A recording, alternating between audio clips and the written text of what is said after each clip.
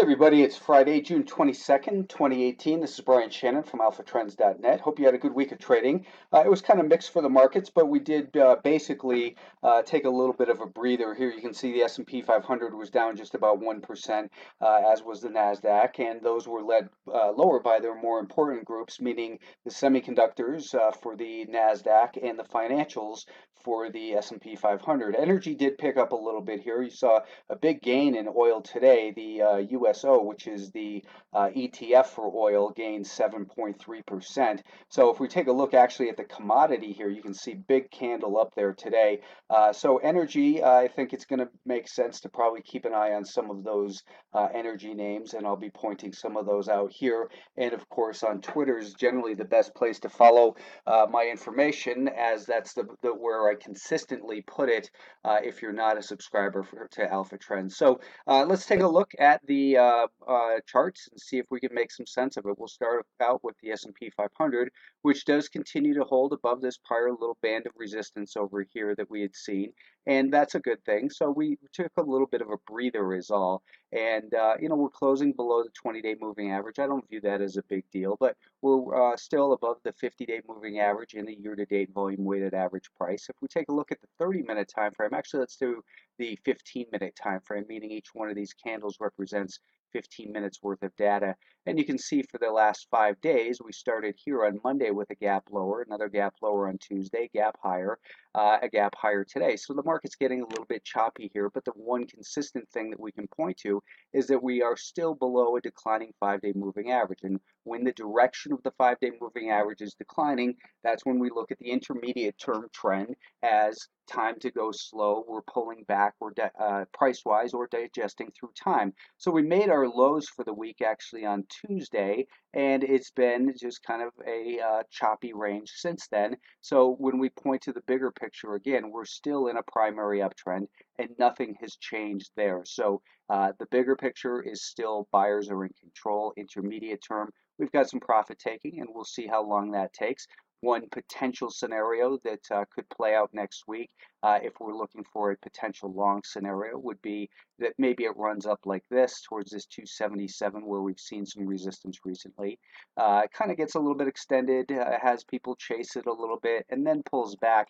And then the 5-day moving average flattens out, and then we would want to be a participant on the long side, somewhere over here or on a breakout with a stop, of course, below whatever the most recent relevant higher low would be. So that's a potential scenario. It's not meant to be a prediction, but we have to be aware of the potential scenarios. As far as the downside goes, I think that if we break below the recent lows and stay below them, so about 273.5, let's call it, if we break below 273.5 and stay below that level for a little while, it's possible we could see a sharper sell-off, perhaps down towards that 50-day moving average and year-to-date VWAP. So right now we have indecision on the intermediate term time frame, and that tells us just to kind of go slow, take it stock by stock, and listen to what the market tells us. The NASDAQ, as we noted, pulled back a little bit here, but it's only a couple days off of all-time highs here. So again, very difficult to be bearish on a market that's that close from all-time highs, and even saying bearish with rising 20, 50, 100, 200-day moving average doesn't really make a whole lot of sense. The key level of support next week will continue to be down near about 173. If we were to drop down towards that level, I think it would just kind of expand the recent range that we're finding. So that's been the band of support here, this little band of resistance this prior week. And if we can spend more time digesting in this range and not breaking down through it, then it just serves to build energy for the next move. The primary trend is higher, so we give the benefit of the doubt to the buyers, and it's the burden of proof is on the sellers. If, however, it breaks down and then finds resistance near that 173, then I think we could probably look for a test of that rising 50-day moving average and this prior band of resistance here. So that 50-day moving average might run up to meet that prior resistance right here, which would most likely act as support, as a potential level of support. There's nothing there that tells us it is support, but that's where it would make sense to look for buyers to defend their positions and contrarian shorts to start to take some covers on their positions. The Russell 2000 made a new all-time closing high on Wednesday, and we spent the last couple days pulling back a little bit. Again, we're in a primary uptrend. It's kind of foolish to be short with that scenario.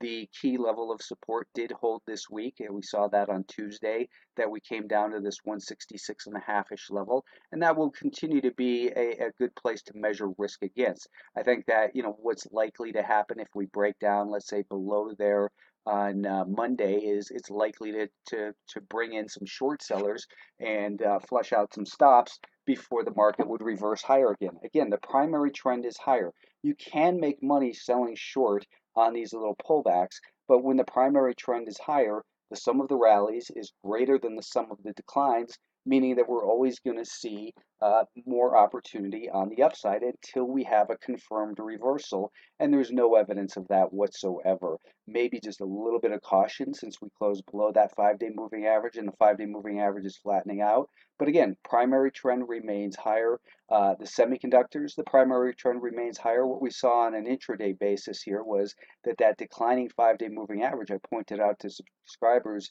yesterday and this morning, not to get excited about a gap higher, and in fact 3 days in a row, not to get excited with a gap higher when we have a declining 5-day moving average, that we cannot trust rally attempts unless they do something like this. Then we give them a little bit of time and monitor them on an intraday basis. And then if the 5-day moving average begins to flatten out, it's a different story. But for right now, with a declining 5-day moving average, we're down towards the low end of the range. It would be foolish to short down here, I think, after we've just come from 109.5 in 2 days. So looking to the daily time frame, if we're to trickle down and continue to drift lower next week, this is the most likely area where we're going to find support.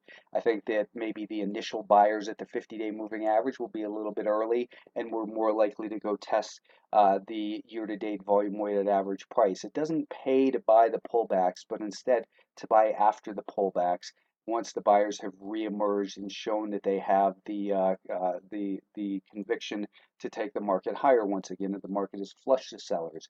The financials continue to trade and close below this 200-day moving average.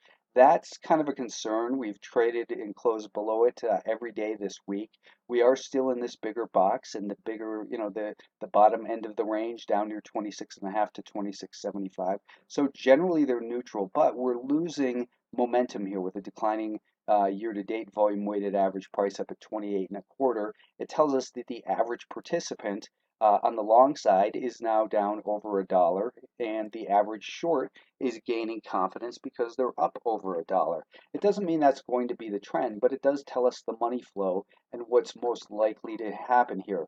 We are going to either continue to consolidate through time, or we can look at this weekly time frame and say, is this creating a descending triangle? And if we break below this, could it lead to something more significant? Maybe a drop like this, and then a rally up that finds resistance, and then this over here, after a test, would be what would be most troublesome to the market. So it's definitely something to be aware of and to keep an eye on.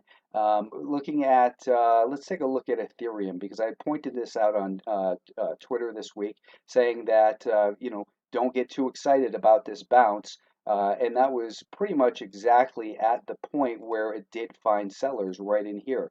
I'd referenced the volume weighted average price from this prior low and this peak, saying that it's likely to encounter resistance. And this is also approximately where we see a declining 20-day moving average. So that after that warning, the Ethereum went from 535, and here it is down to 460. So these Bitcoin and Ethereum and the other cryptos are charting well. We had talked about the descending flag over here, and then the rally up towards the prior VWAP. So these markets continue to be pretty troublesome, and I would say you generally want to stay away from them on the long side. Looking back to energy for a moment, we can take a look at the XLE, and you can see that this market is still kind of just digesting in here on the weekly time frame. On the daily time frame, realistically, for the buyers to be in control, they need to be back above here. The way that that would happen is, I think it would, if it were to come up quickly, it would need to digest. You certainly wouldn't want to chase a break beyond here. We have to ask yourself all the time, where has it come from? If it just rallies from 73 to 78, buying this so-called breakout isn't a good idea. So we'll keep an eye on some of these. The better group in the energy name is the XOP, the Oil and Gas Exploration ETF. Looking at a weekly time frame here, you can see we've got a nice long-term base. We're holding above the volume weighted average price from their peak in 2014. So that tells us the buyers are regaining control, and we have longer term moving averages rising. We have prior resistance holding as support in here on this weekly time frame, and then back down to the daily time frame. This shows we just pulled back to a rising 50-day moving average. Buyers emerged. Today we saw a gap higher, and this is what I was looking for Thursday night actually for subscribers. Was for it to maybe get back above this prior little band of resistance and then pull back. So this group is going to be a good one to keep an eye on next week. That'll do it for now. Have a good weekend. Thanks for tuning in.